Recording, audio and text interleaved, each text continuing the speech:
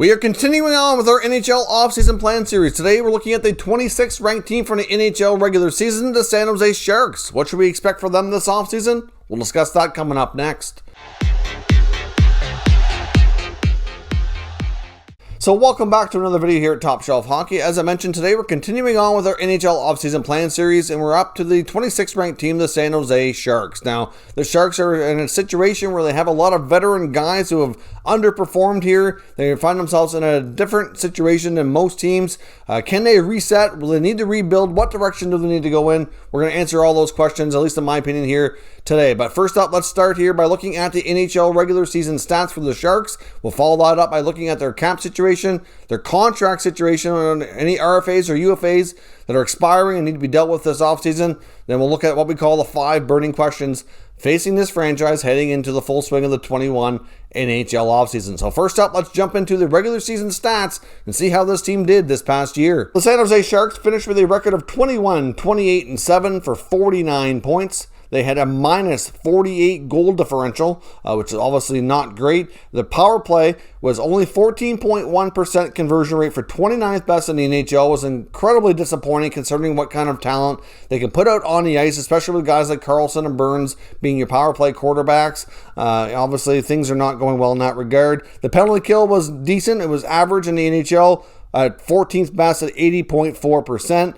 And obviously they don't have a lot of cap space heading into the offseason. $11.25 million available, but you're going to see the number of contracts that are coming up here. There's really not a lot of money to go around, and you have to wonder, can this team really do much, or are they kind of stuck here? Will we even see a change in general manager? Doug Wilson has been there a long time, and is it time for a change in that regard? At this point, we don't have any reason to think that he's on his way out. I mean, at this point, if ownership are going to make a change, I would think they'd have to do it relatively soon so they can make sure that they go through the hiring process for the next guy and have them in place before the draft, expansion draft, and all those items that need to take place this offseason. And personally, I don't think Doug Wilson's going anywhere. However, I have to really question if it's time for him to move on, given where this team is at and the mess and hole that it's dug itself into with all these atrocious long-term contracts and no-move clauses that have really put on the handcuffs, in my opinion, for this team really moving forward. Now, let's take a look at their expiring contract list for the coming offseason. Look at their RFAs and UFAs. Now, on the RFA side of things, where they have a little bit more control, they don't have a long list here, but some key guys. They have Ryan Donato, Noah Gregor, Rudy Balcers, who they got off waivers, who was originally a Shark and traded to the Senators in an Erik Karlsson trade. Balcers was struggling to find a full-time spot with the Sens, was put on waivers and reclaimed by San Jose, where he actually was fitting in and getting some decent points. I think he could be a good piece for the Sharks moving forward. They also have Dylan Gambrell and Christian Jaros. And Jaros also came over from the Senators as well. So I think most of those players will likely receive a qualifying offer. Ryan Donato's had a hard time fitting in just about everywhere he's playing really since coming out of college. Got off to a hot start with the Bruins, cooled off quickly, and has bounced around a lot. So I don't know about him and what his future holds with the Sharks, but I do know that I think most of these players will at least get a qualifying offer. On the UFA side, we have Marcus Sorensen. We have Patrick Marleau, the all-time games played leader now. We have Curtis Gabriel, Matt Nieto, and defenseman Greg Pattern. Now, I don't expect Greg Pattern to be back. I think Matt Nieto is debatable, to be honest. I do think there's a scenario that Curtis Gabriel could come back. Marcus Sorensen, debatable again. Marleau, I think as long as he wants to play, I think Wilson will continue to give him short-term, one-year deals at league minimum. To me, I think he can still play. It sounds like he wants to play.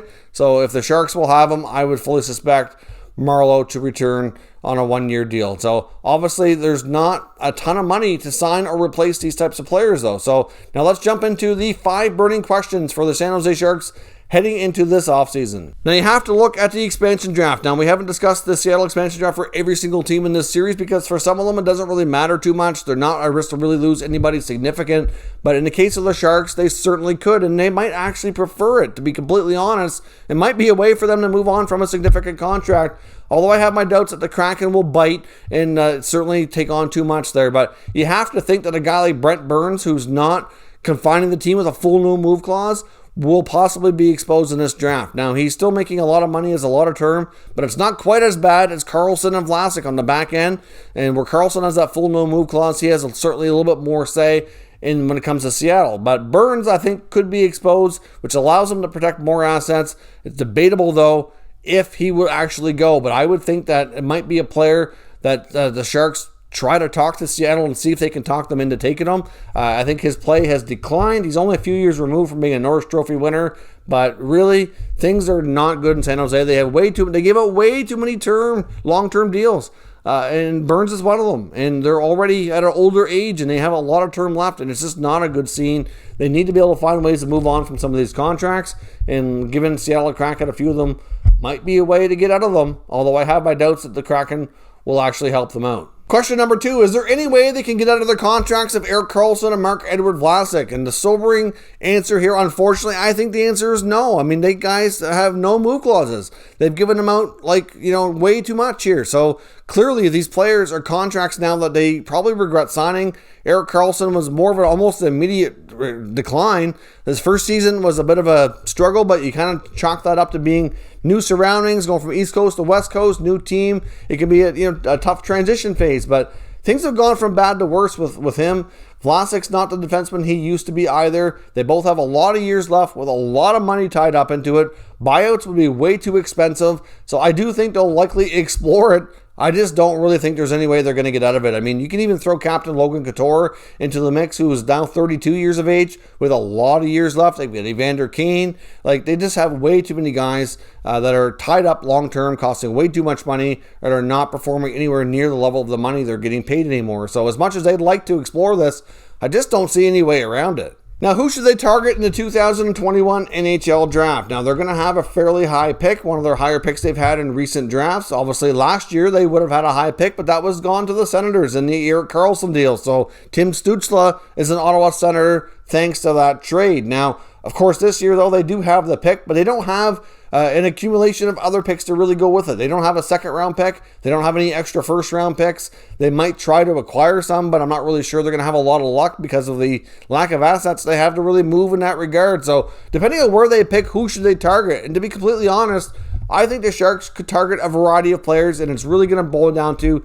best player available. I think they need a little bit of everything. I think if they can get a top defenseman to eventually replace these bad contracts, like Karlsson and Vlasic, like a Brent Clark, or even a guy like Luke Hughes is another possibility, depending on where they end up picking, or Simon Edmondson, or any of these guys that are really up there, that'd be a great pick. But if they can get a top forward to play with, perhaps a guy like a Kent Johnson or Mason McTavish or any of those guys, Dylan Gunter even, also great selection. So personally, for San Jose at the draft, I think their target's going to be based on where they pick, and where they need a variety of things, I think they just go with best player available. To me, makes the most sense.